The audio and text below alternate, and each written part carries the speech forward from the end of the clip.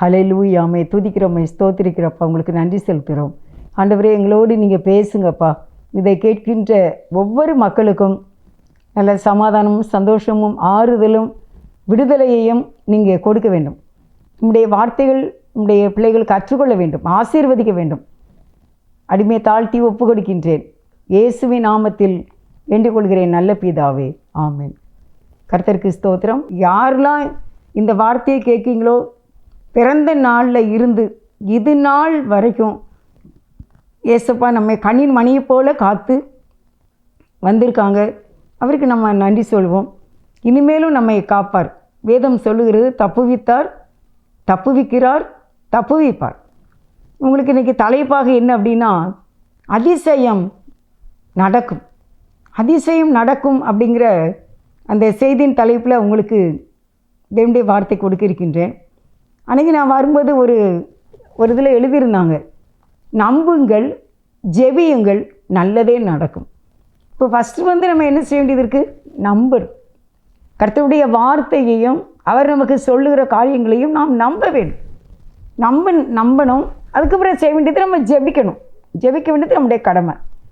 ஜெபிக்கணும், நல்லதே நடக்கும். அவ்வளோதான். இந்த ரெண்டே காரியம்தான். நம்பு, ஜெபி. விசுவாசி, ஜெபி, நல்லதே நடக்கும். ஜெபிக்காமலாம் ஒன்றும் நடக்காது, ஆசையாக. அதனால் ப்ரேயர் நமக்கு இம்பார்ட்டன்ஸ். ப்ரேயர் பண்ணுங்க. இங்கே ப்ரேயர் பண்ணி தோற்று போனவங்க யாருமே கிடையாது. ஆண்டவராகிய இயேசப்பாவை என்னை அவர் ரட்சித்த அந்த நாட்களிலே நிறைய பேர் சொல்லுவாங்க, பிரசங்கம் பண்ணுறதை விட ஜெபம் பண்ணி தோற்று போனவங்க யாருமே கிடையாது அப்படின்னு சொல்லுவாங்க. அந்த நேரம் அதை கேட்கும்போது பிரசங்கம் ஜெபிக்கணுங்கிற ஆசை ரொம்ப இருந்தது. இந்த நாள் வரைக்கும் ஆண்டவர் அந்த ஒரு ஜெப ஆவியினால் நிரப்பி நடத்தி கொண்டு இருக்கின்றார், அவருடைய பெரிய கிருபையினால். ஏசாயா 9வது அதிகாரம் 6வது வசனம் உங்களுக்கு வாசிக்கிறேன். நமக்கு ஒரு பாலகன் பிறந்தார், நமக்கு ஒரு குமாரன் கொடுக்கப்பட்டார், கர்த்தத்துவம் அவர் தோளின் மேல் இருக்கும். அவர் நாமம் அதிசயமானவர், ஆலோசனை கர்த்தா, வல்லமையுள்ள தேவன், நித்திய பிதா, சமாதான பிரபு எனப்படும். இயேசு கிறிஸ்துவை முதலாவது என்ன சொல்லியிருக்கு அப்படின்னா, அதிசயம் ஆனவர். அதிசயங்கள் செய்கிறவர் நம் அருகில் இருக்கிறார், அற்புதங்கள் செய்கிறவர் நமக்குள் வசிக்கிறார். அதிசயங்கள் செய்கிறவர் நம் அருகில் இருக்கிறார், அற்புதங்கள் செய்கிறவர் என்றும் நமக்குள் வசிக்கிறார். தண்ணீரை இரத்தமாய் மாற்றினார், அதிசயம். எகிப்து தண்ணீரை இரத்தமாய் மாற்றினார், அதிசயம்.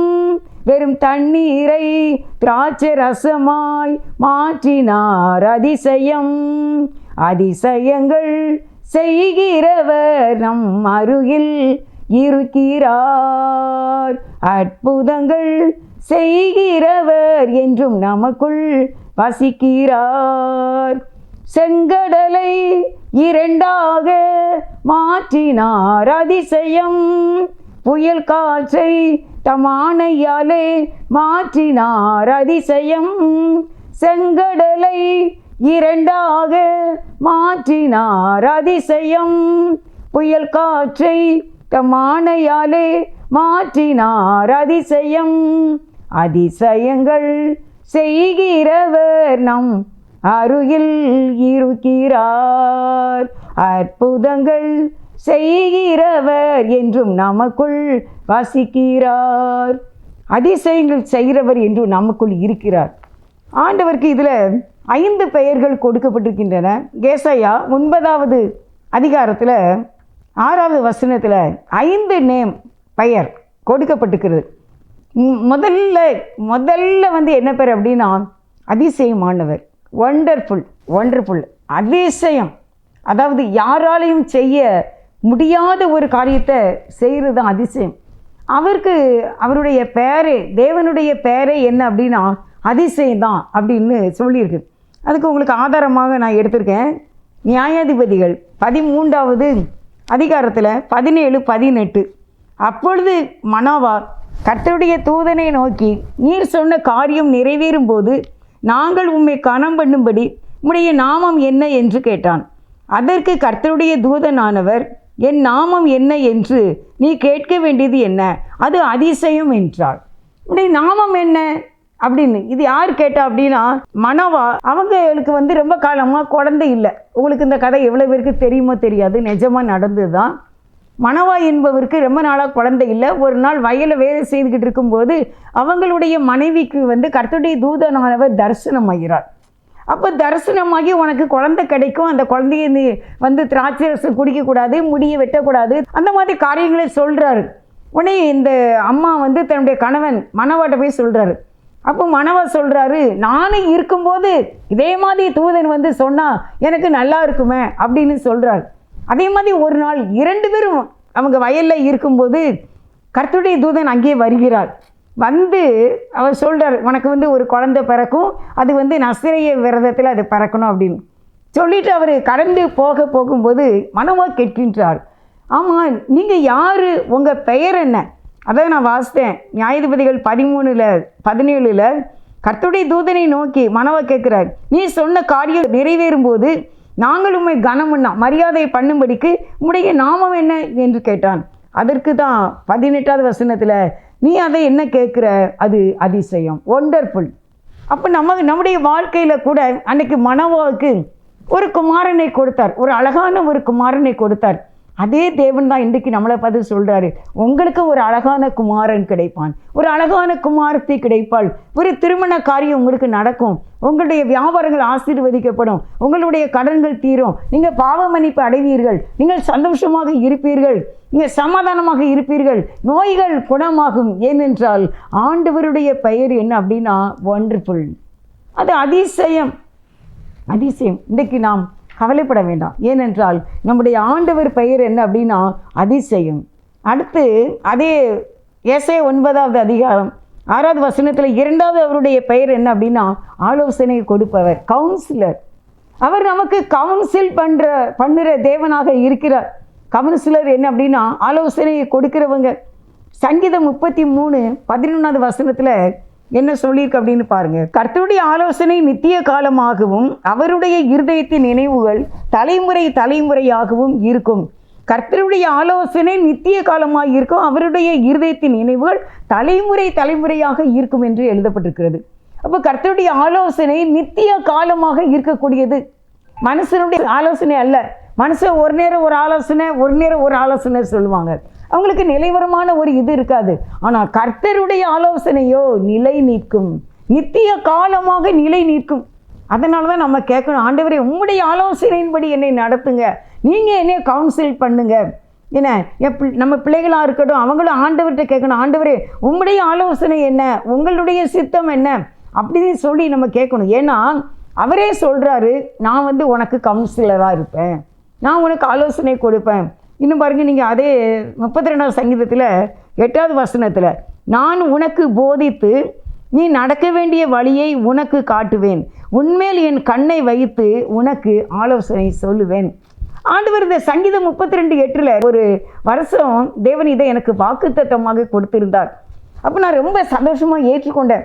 ஆண்டவர் எனக்கு ஒவ்வொரு காரியத்திலையும் நீங்கள் எனக்கு ஆலோசனை கொடுக்கணும், நான் உனக்கு போதித்து நான் உனக்கு கற்றுக் கொடுப்பேன். ஒரு ஆசிரியர் தன்னுடைய மாணவனுக்கு கற்றுக் கொடுப்பது போல நான் உனக்கு ஆலோசனை கொடுப்பேன். ஒரு தாய் தன் பிள்ளைக்கு சொல்லி கொடுப்பது போல, ஒரு தகப்பன் தன் மகனுக்கு கற்றுக் கொடுப்பது போல இயேசுவா சொல்கிறாங்க, நான் உனக்கு போதித்து நீ நடக்க வேண்டிய வழியை உனக்கு காட்டுவேன். நீ எப்படி போகணும்?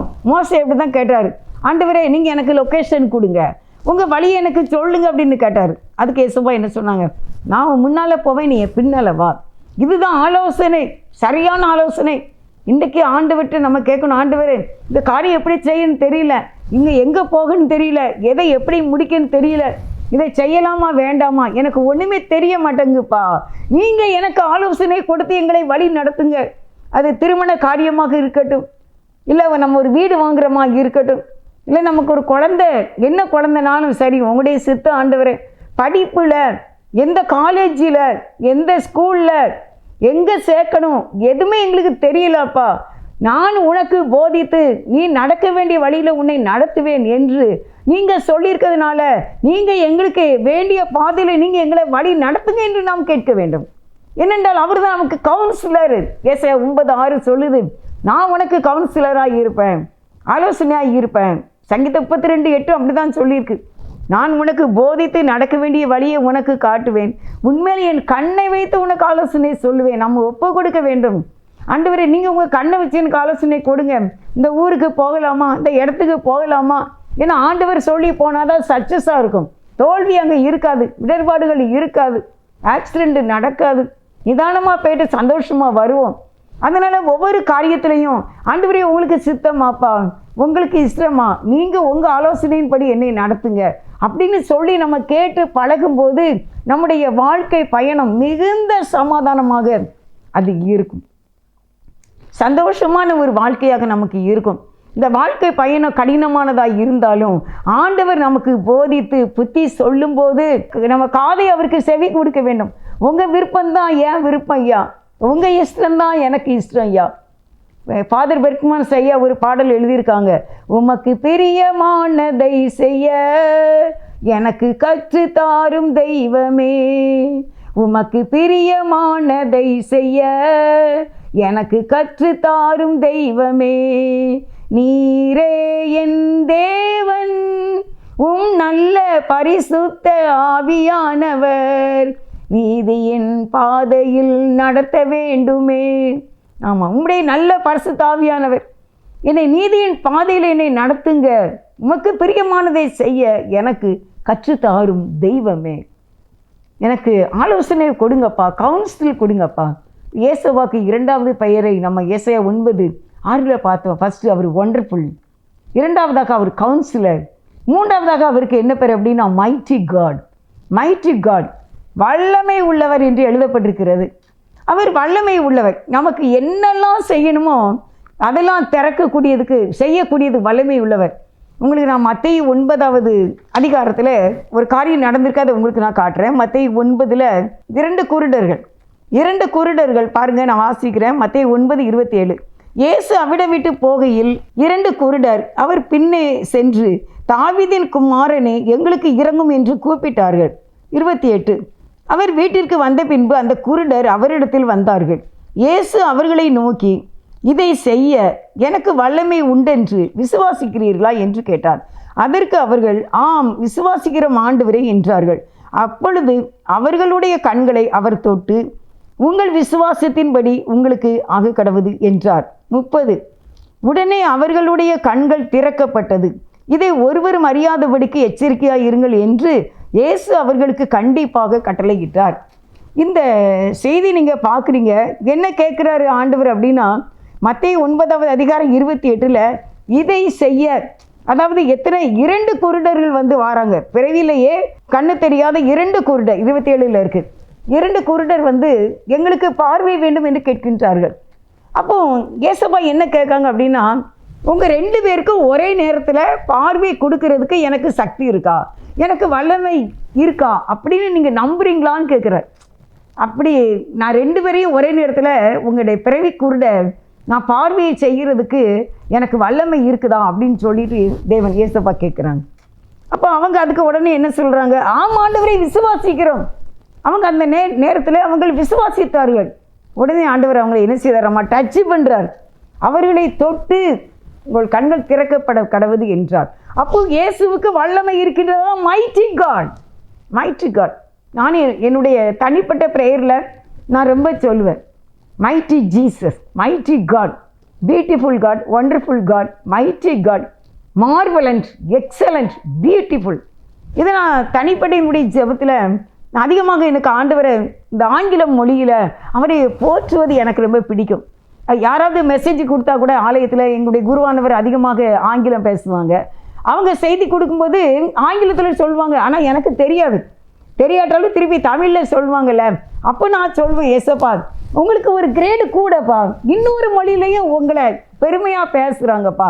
அதுதானே நமக்கு, நம்ம வெறும் களிமண் தானே, நமக்கு தான் ஒன்றுமே கிடையாது. எதை செய்ய நமக்கு வல்லம் இருக்குது? ஒன்றுமே நமக்கு கிடையாது. அவர் தந்தாதான். அதனால தான் அவரை நாம் உயர்த்தி உயர்த்தி பேச வேண்டும், பாட வேண்டும், துதிக்க வேண்டும். அவரே குறித்து, இயேசுவை குறித்து மேன்மை பாராட்ட வேண்டும். அப்பொழுது நம்முடைய வாழ்க்கை தரம் உயரும். நீங்கள் அநேகரை பாருங்க, ஏன் அமைதியான வாழ்க்கை வாழ்கிறாங்க, சந்தோஷமான வாழ்க்கை வாழ்கிறாங்க. அவங்க தங்களை ஒரு பொருட்டாக நினைக்காம தேவனையும் அதிகமாக போற்றி வாழ்கிறவர்களாக இருப்பார்கள். தங்களுடைய ரகசியத்தில் ஆண்டவர் தான் எல்லாமே அப்படின்னு இருப்பாங்க. நான் அநேக புத்தகங்களை படித்திருக்கிறேன். ஆவிக்குரிய புத்தகங்களில் எந்த புத்தகத்தை எடுத்து பார்த்தாலும் தன்னை ரொம்ப தாழ்த்துகிற மக்களாக, ஊழியர்களாகத்தான் அவர்களை நான் பார்த்திருக்கின்றேன். அந்த மாதிரி நமக்கும் இப்படி ஒரு தாழ்மை வேண்டுமே அப்படின்னு நான் நினச்சிருக்கேன். அவருக்கு வல்லமை இருக்குது. அப்போ அவரை நாம் உயர்த்த வேண்டும். அவர் ஒண்டர்ஃபுல் காடாக இருக்கிறார், அதிசயமானவர். அடுத்தவர் கவுன்சிலராக இருக்கிறார், ஆலோசனை கொடுக்கிறவர். மூன்றாவதாக அவர் மைட்டி ஜீசஸாக இருக்கிறார், சக்தி நிறைந்தவராக இருக்கிறார், வல்லமை உள்ளவராக இருக்கிறார். நமக்கு ஒருத்தருக்கு ஒன்று செய்ய முடியும், ஒன்று செய்ய முடியாது. ஒரு பெரிய பெட்டியை தூக்க முடியுமா? சில பேர் தூக்கிடுவாங்க, ஒருத்தருக்கு தூக்க முடியாது. ஒரு குடை தண்ணியை தூக்குவாங்க, ஒருத்தருக்கு தூக்க முடியாது. ஆனால் இயேசுவா அப்படி இல்லை. எனக்கு சக்தி இருக்கா அப்படின்னு உங்களுக்கு தெரியுமான்னாரு. ஆனால் அவங்க ரொம்ப பெய்த்தில் இருந்தாங்க. அவங்களுக்கு பார்வை அடைஞ்சிடணும், கண்ணு தெரிஞ்சிடணும் அப்படின்ட்டு அவங்க சொல்லிட்டாங்க. ஆமாம் அப்பா, உங்களுக்கு சக்தி இருக்குன்னு எங்களுக்கு தெரியும், நீங்கள் மைட்டி காடுன்னு எங்களுக்கு தெரியும்ப்பா அப்படின்னு சொல்லிட்டாங்களா. உடனே இயேசுவாக்கு ரொம்ப சந்தோஷம். இந்த பிள்ளைகள் என்னை நம்புகிறாங்களே, பார்க்கவே இல்லை, ஏதோ கேள்விப்பட்டிருப்பாங்க. இயேசு குருடனை பார்க்க வைக்கிறார், செவிடனை கேட்க வைக்கிறார், மரித்தோரை எழுப்புகிறார், என்ன பாவியை நீதிமான் ஆக்குகிறார், கேள்விப்பட்டிருப்பார்கள். அப்போ இயேசுவை பார்த்த உடனே ஆண்டவர் வீட்டுக்கு வந்துட்டார். நீங்கள் பார்த்தீங்கன்னா அந்த வசனத்தை வாசிக்கும் போது ஆண்டவர் அப்படி அவங்க கூப்பிட்டுக்கிட்டே வராங்க. ஆண்டவர் வீட்டுக்கும் வந்துட்டார். அவங்க தொடர்ந்து வராங்க. ஏன்னா இயேசுவுக்கு அதிகாரம் இருக்குது, சக்தி இருக்குது, வல்லமை இருக்குது அப்படின்னு அவங்க தெரிஞ்சதுனால பின்னாலே வந்து கேட்டாங்க. அப்போ ஆண்டவர் கேட்டாங்க, எனக்கு மைட்டி இருக்குன்னு உங்களுக்கு தெரியுமா? ஆமாம் அப்படின்னாங்க. உடனே ஆண்டவர் தொட்டு அவர்களுக்கு பார்வை கொடுத்தார். அவர் வல்லமை உள்ளவர், இயேசு வல்லமை உள்ளவர்.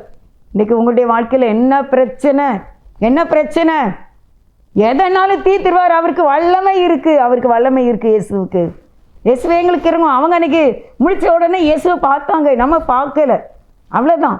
ஆனால் நாம் விசுவாசிக்க வேண்டும், நம்ப வேண்டும். இயேசு உங்களுக்கு சக்தி இருக்குது. இவ்வளோ பெரிய கடலை படைச்சவருக்கு நம்ம கண்ணு என்ன? இவ்வளோ பெரிய மலையையும் பூமியையும் வானத்தையும் கிரகங்களையும் உண்டாக்குனவருக்கு நம்ம நோய் என்ன? நம்ம நோயை விட அவர் வல்லமை உள்ளவர். நமக்கு இருக்கிற பில்லி சூனியத்தை விட அவருடைய வார்த்தை வல்லமை உள்ளது. நமக்கு இருக்கிற சமாதான குலைச்சல்களை விட ஆண்டவருடைய வார்த்தை வல்லமை உள்ளது. அப்படித்தான் நம்ம நினைக்கணும். மரியாள் இயேசுப்பாவுடைய கால்களை கழுவினாங்க பரிமள தைலம் வச்சு. அப்போ யூதாசு என்ன சொன்னாருன்னா, இந்த தைலத்தை 300 பணத்துக்கு விற்று ஏழைகளுக்கு கொடுக்கலாமே அப்படின்னு சொன்னார். அவருக்கு என்ன அப்படின்னா, இந்த தைலத்தின் விலை 300 அப்படின்னு மதிப்பு தெரியும். ஏன்னா அவர் தான் ட்ரெஷரர், பொருளாளர். அதனால் அவருக்கு தெரியும் இந்த தைலம் 300 பணம் பெறும் அப்படின்னு. ஆனால் தலைவரின் மதிப்பு தெரியலையே. தலைவர் இயேசுப்பா, அவருடைய மதிப்பு அவருக்கு தெரியாமல் போயிட்டு, அவனுக்கு மலைகளையும் குன்றுகளையும் நதிகளையும் சிகரங்களையும் எவ்வளோ பெரிய ஆழக்கடல்களையும் உண்டாக்கின ஆண்டவரை பற்றி, அவர் மரித்தோரை எழுப்புகிறார் என்ற ஆண்டவரை பற்றிய மதிப்பு போட தெரியல. அதனால் அவன் இயேசுவை பின்பற்றாமல் போய்விட்டான். மைட்டி காட் நம்ம நம்புவோம். யூதாஸ் நம்பாமல் போயிட்டாங்க, நிறைய பேர் நம்பாமல் போயிட்டாங்க. நம்ம நம்புவோம். நம்ம நம்புனா குருடர்களுக்கு அதிசயம் செய்த தேவாதி தேவன் நமக்கும் இன்னைக்கு அதிசயம் செய்வார். பயப்படாதீங்க, தைரியமாக இருங்க. யாவி செய்து முடிப்பார். இம்மட்டும் நடத்தியிருக்காரு. எவ்வளவோ கொந்தளிக்கு கடல் வந்துச்சு இல்லை, எத்தனை விதமான காற்றுகள் வந்துச்சு இல்லை, ஆனாலும் காப்பாற்றப்பட்டோம், இனிமேலும் காப்பாற்றப்படவும். மைட்டி காட் அவர் சொல்கிற அந்த கண்ணை ஓப்பன் த ஐஸ் அப்படின்னார். உடனே நம்ம சரி ஓப்பன் த டோர் அப்படின்னா உடனே கதவு திறப்போம். அதே மாதிரி இயேசு சொல்கிறார் ஓப்பன் த ஐஸ், உடனே கண்ணு திறந்துச்சு. அல்லேலூயா.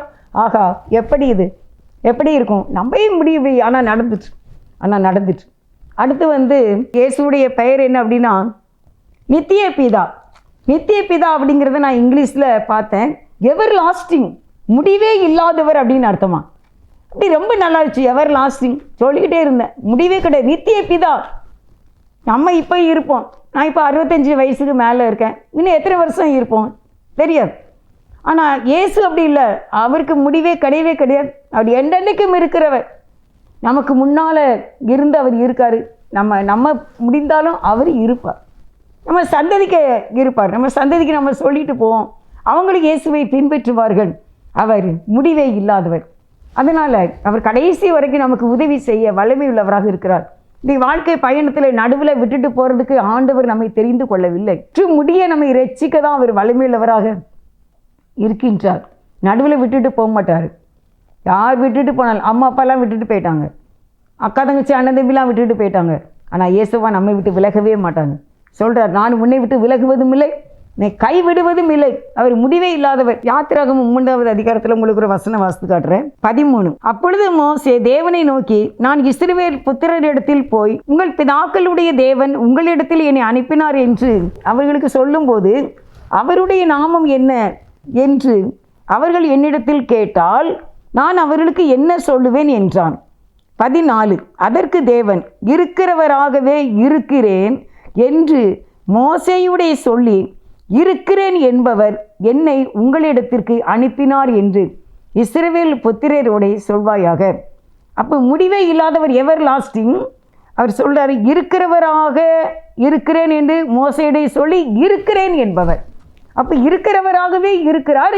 இருக்கிறேன், இப்பவும் நிகழ்காலத்திலையும் இருக்கிறேன் என்றவர் தான் இன்றைக்கு நமக்காக இருக்கிறார். நமக்கு உதவி செய்ய அவர் இருக்கிறார். அன்றைக்கு அந்த குருடர்களுக்கு மட்டும் இல்லை, எத்தனையோ உதவி செய்தார் ஆண்டவர் இந்த பூமியில் உயிரோடு இருக்கும்போது. இப்பவும் செய்து கொண்டு தான் இருக்கின்றார். இன்றைக்கும் நமக்கு செய்ய அவர் வல்லவர். அவர் முடிவே இல்லாதவர். அவர் நித்திய பிதா என்று வேதம் சொல்லுகிறது. 5வது அவர் யார் அப்படின்னு சொல்லியிருக்குன்னா, சமாதான பிரபு. அவர் சமாதானத்துக்கு அரசர்னு எழுதியிருக்க. வெளிப்படுத்தல் 2:13 அவர் அல்பா ஓமேகா என்று எழுதியிருக்கிறது அவரை பற்றி. அடுத்து பிரின்ஸ் ஆஃப் பீஸ், சமாதானத்தின் காரணர், சமாதானத்தின் அரசர். யோவான் 14வது அதிகாரத்தில் நீங்கள் பாருங்கள், ஆண்டவரை பற்றி அவர் எப்படி சமாதானத்தை பற்றி சொல்கிறார் அப்படின்னு. 27வது வசனத்தில், சமாதானத்தை உங்களுக்கு வைத்து போகிறேன், என்னுடைய சமாதானத்தை உங்களுக்கு கொடுக்கிறேன், உலகம் கொடுக்கிற பிரகாரமாய் நான் உங்களுக்கு கொடுக்கிறது இல்லை, உங்கள் இருதயம் கலங்காமலும் பயப்படாமலும் இருப்பதாக. அப்போ சமாதானத்தை உங்களுக்கு வைத்து போகிறேன். இயேசுவோட தான் சமாதானம் இருக்குது. பிரின்ஸ் ஆஃப் பீஸ், சமாதான காரணர் அவர் தான். அவர் சமாதானத்தை உங்களுக்கு வைத்து போகிறேன், என்னுடைய சமாதானத்தையே உங்களுக்கு கொடுக்கிறேன், உலகம் கொடுக்கிற பிரகாரம் நான் உங்களுக்கு கொடுக்கறதில்லை, உங்கள் இருதயம் கலங்காமலும் பயப்படாமலும் இருப்பதாக. உங்கள் இருதயம் கலங்க வேண்டாம், உங்கள் இருதயம் பயப்பட வேண்டாம், உங்களுக்கு சமாதானம், பீஸ் ஆஃப் மைண்ட். சமாதானத்தின் அரசர் என்று இன்றைக்கு உங்களை பார்த்து சொல்கிறாரு. சமாதானம், உங்களுக்கு சமாதானம். அருமையானவர்களே, பூட்டி இருக்கிற அறையில் இது இயேசு வந்து நின்று அவர்களை பார்த்து சொன்னார். எல்லாரும் இருந்தாங்க, அவங்க மத்தியில் பூட்டி இருக்கிற அறையில் கர்த்தர் சொன்னார், உங்களுக்கு சமாதானம், உங்களுக்கு சமாதானம். இன்றைக்கு ஆண்டவர் உங்களை பார்த்து சொல்கிறார், உங்களுக்கு சமாதானம். அவர் சமாதானத்தின் அரசர், பீஸ் ஆஃப் மைண்ட். உடைய மைண்டில் சமாதானம், உங்கள் இருதயத்தில் சமாதானம், உடைய குடும்பத்தில் சமாதானம், எல்லாவற்றிலும் உங்களுக்கு சமாதானம். யோவான் 20:21 வாசிக்கிறேன் பாருங்க.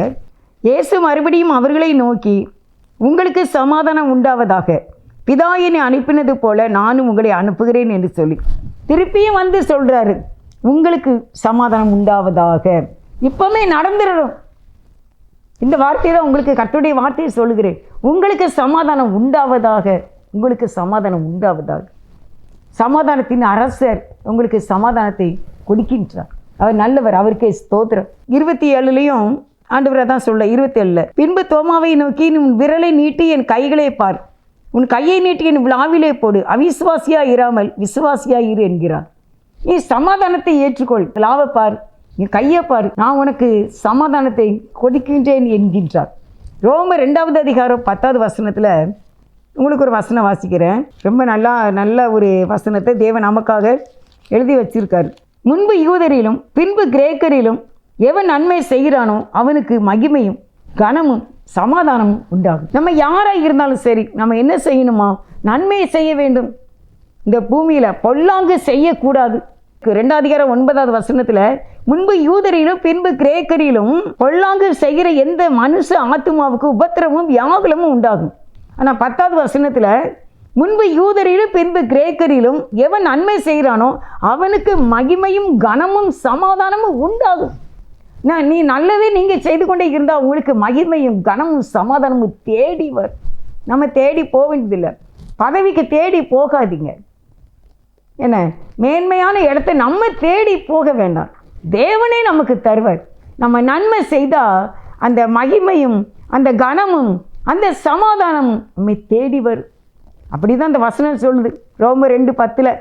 நீங்கள் யாராக இருந்தாலும் எவன் நன்மை செய்கிறானோ, முகத்தாட்சினியை பார்க்கக்கூடாது, ஏழை பணக்காரன் பார்க்கக்கூடாது, படிப்பில்லை பார்க்கக்கூடாது, எல்லாரையும் சமமாக பார்த்து நன்மை செய்கிற ஆத்மாவுக்கு கனமும் மகிமையும் சமாதானமும் உண்டாகும் என்று வேதம் சொல்லுகிறது. அருமையானவர்களே, நாமே பதவி மோக பிடித்தவர்களாய் இருக்கக்கூடாது. நல்லது மட்டும் செய்யுங்க, கனம் தானாக தேடி வரும், மகிமை தானாக தேடி வரும், சமாதானம் தானாக தேடி வரும். நம்ம ஆசைப்படக்கூடாது, ஆவல் படக்கூடாது. நமக்கு என்னது எப்படி நம்மளை எங்கே வைக்கணும்னு தேவனுக்கு தெரியும். யோசேப்பை எங்கே வைக்கணும்னு அவருக்கு தெரியும். எந்த காயை எங்கே நவட்டணும்னு அவருக்கு தெரியும். தானியேலை எங்கே வைக்கணும்னு தேவனுக்கு தெரியும். அங்கே கொண்டு வச்சார். பவுலை அரசர்களுக்கு முன்பாக கொண்டு வைச்சார். எஸ்தரை ராஜா கிட்ட பக்கத்தில் மணவாட்டியாக வச்சார். வாட்ச்மேனாக வாசலில் கிடந்த முருதகாயை அரசனுக்கு பக்கத்தில் கொண்டு வச்சார். உங்களையும் எங்களையும் அப்படியே வைப்பார். நம்ம நன்மை செய்வோம், நம்ம நன்மை செய்வோம். அருமையானவர்களே, பொல்லாங்கு செய்கிற ஆத்மாவுக்கு தான் உபத்திரமும் வியாகுலமும் உண்டாகும். ஆனால் நன்மை செய்கிற எந்த ஆத்மாவுக்கும் கனமும் மகிமையும் சமாதானமும் உண்டாகும். ஏனென்றால் அவர் சமாதானத்தின் அரசர், வார்த்தையின்படி செய்வார். இந்த வார்த்தையை நம்ம விசுவாசிக்கும் போது அது அப்படியே நடக்கும் என்று வேதம் சொல்லுகிறது. கடைசியாக ஒரு வசனம் வாசித்து முடிக்கிறேன். எபிரேயர் 7வது அதிகாரம் 2வது வசனம். இவனுக்கு ஆபிரகாம் எல்லாவற்றிலும் தசம பாகம் கொடுத்தான்.